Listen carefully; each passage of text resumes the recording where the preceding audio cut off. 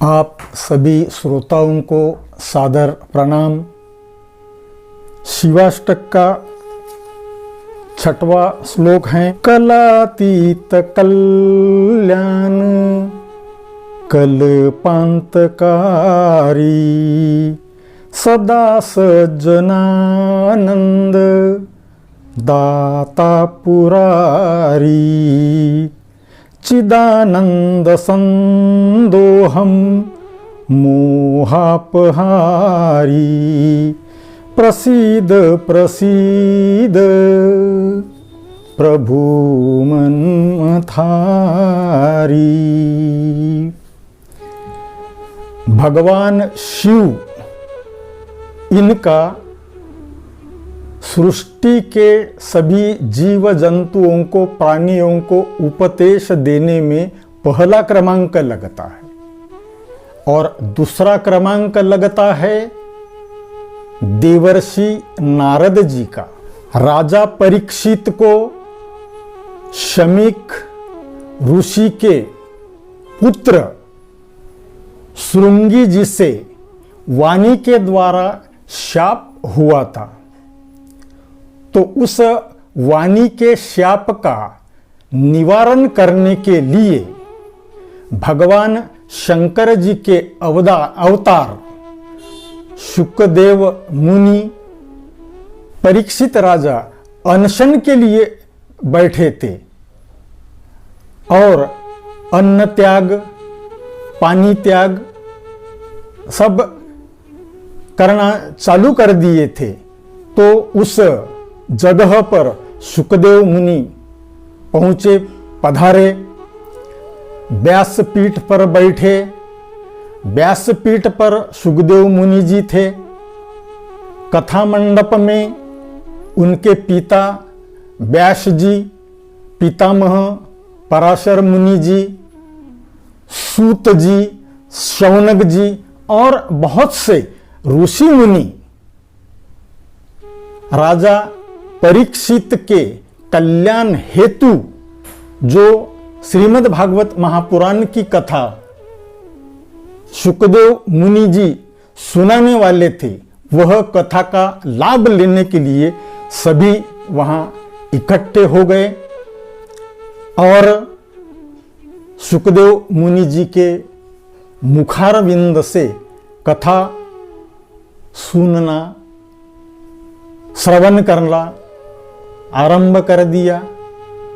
शुकदेव मुनि जी ने राजा परीक्षित को आश्वासन दिया, ठोस आश्वासन दिया कि मैं तुझे 7 दिन के भीतर भगवान कृष्ण के दर्शन करा दूंगा, तेरे मृत्यु को सुधारूंगा।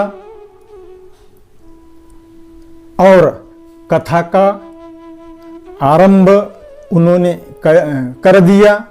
ब्रह्मा जी से उत्पत्ति होती है, विष्णु जी से रक्षण होता है, पालन होता है, लेकिन मुक्ति देने का काम जगत गुरु भगवान शिव जी ही करते हैं। और शुकदेव मुनि भी परीक्षित का कल्याण करने वाले हैं। तो भगवान शिव जी के अवतार शुक मुनि परीक्षित का कल्याण करने वाले हैं। श्रीमद् भागवत महापुराण की कथा सबके पहले नारायण ने ब्रह्मा जी को सुनाई, ब्रह्मा जी ने नारद को सुनाई, नारद ने व्यास जी को सुनाई, व्यास जी ने सुखदेव जी को सुनाई और सुखदेव जी ने परीक्षित को सुनाई। और परीक्षित के माध्यम से हम सभी को उसका लाभ मिल रहा है। व्यास यानी नारायण और शुक यानी महादेव। परीक्षित ने जरासंध का मुकुट, अनिति के सुवर्ण का मुकुट सिर पर रखते बरोबर उनकी बुद्धि एकदम भ्रष्ट हो गई और पाप करने की इच्छा जागृत हो गई। जरासंध के मुकुट के माध्यम से परीक्षित के दिमाग में कलियुग ने प्रवेश कर लिया। कलियुग का भी विचार था, कलियुग की भी सोच थी कि सबके पहले मैं राजा के बुद्धि में ही प्रवेश करूं, क्योंकि यथा राजा तथा प्रजा। अगर मैं परीक्षित के यानी राजा के दिमाग में, बुद्धि में अगर प्रवेश करूंगा तो अपने आप पूरे लोगों में यानी मेरा शिरकाव हो जाएगा, मेरा प्रचार प्रसार हो जाएगा। और कली की जो प्रतिज्ञा थी कि मैं सृष्टि के सभी प्राणियों को, जीव जंतुओं को राक्षस बनाऊंगा, और दूसरी तरफ नारद जी की प्रतिज्ञा थी कि मैं घर घर भक्ति की स्थापना करूंगा। शिव पुराण में कथा आती है भस्मासुर की। भस्मासुर भी अपना मन चाहा वरदान भगवान शिव जी से चाहता था। भस्मासुर ने भगवान शिव को प्रसन्न करने के लिए उग्र तपस्या की और शिव को प्रसन्न करके शिव से वरदान मांग लिया कि मैं जहां भी अपना हाथ रखूंगा वो जलकर भस्म हो जाएगा। शिवजी भस्मासुर की तपस्या से प्रसन्न हुए और उनको वरदान देने के लिए आए। भस्मासुर ने वरदान मांगा कि जिसके भी सिर पे हाथ रखूंगा वो जलकर भस्म हो जाएगा। तो भगवान शिव जी ने उनको तथास्तु कर दिया, तथास्तु बोल दिया। उसके बाद में भस्मासुर के पास देवर्षि नारद आ गए, क्योंकि नारद जी को तो भस्मासुर को समाप्त करने का, भस्मासुर का वध करने का था, समाप्त करने का था। और भस्मासुर को बोले कि भस्मासुर जी, ये देवता जो लोग हैं ये बहुत छली और कपटी होते हैं। भगवान शिव जी ने आपको वरदान तो दे दिया है, लेकिन आप सबके पहले यानी उनके ही सर पे हाथ रख कर देखिए।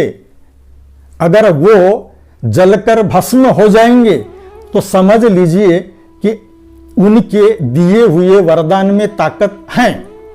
ऐसा देवर्षि नारद ने भस्मासुर को उकसाया और भस्मासुर को भी देवर्षि नारद की बात पट गई। देवर्षि नारद के कहने के मुताबिक भस्मासुर शंकर जी के पीछे लग गए, उनके सर पे हाथ रखने के लिए।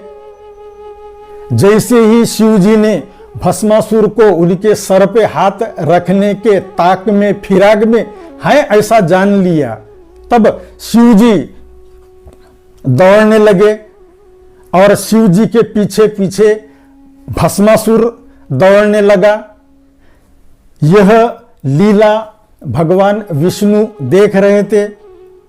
भगवान विष्णु ने फिर एक अप्सरा का, सुंदरी का रूप लेकर बीच में आ गए और भस्मासुर उस सुंदरी का रूप देखकर एकदम यानी काम वासना जागृत हुए के समान भस्मासुर हो गया था। उस सुंदरी पे आसक्त हुआ, उस सुंदरी से यानी शादी भी करना चाहता था। तो वो सुंदरी ने कहा कि सबके पहले हम दोनों नृत्य करेंगे। नृत्य में मैं जैसी एक्टिंग करूंगी उस टाइप की एक्टिंग आपको भी करने की है। मैं हाथ हिलाऊंगी तो आपको भी हाथ हिलाना है। मैं अगर कहीं हाथ रखूंगी तो आपको भी हाथ रखने का है।